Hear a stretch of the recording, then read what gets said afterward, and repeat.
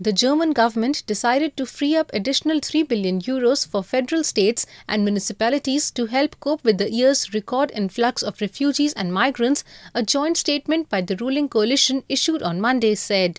At a high-level meeting that lasted more than 5 hours, leaders from Chancellor Angela Merkel's governing coalition also agreed on a series of other measures such as speeding up asylum procedures and facilitating the construction of asylum shelters.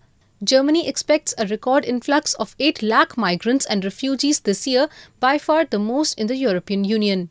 Meanwhile, more than 10,000 refugees arriving in the German city of Munich have been welcomed by ordinary Germans. These refugees, carrying everything they own, arrived on trains in the city by weekend, said local authorities. In recent months, the German government has been criticized for the way it has handled this crisis. But in Munich, resources have been mobilized very quickly indeed. The city has set up shelters for migrants and local residents bring them a constant stream of supplies.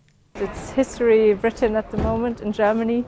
But still, I'm very sure that we need to work more during the next years on integration.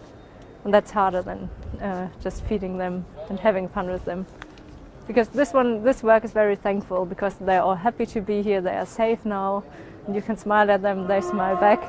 But we didn't discuss about religion and topics about women and all these things. Munich's mayor, Dieter Reiter, said he was not looking that far ahead.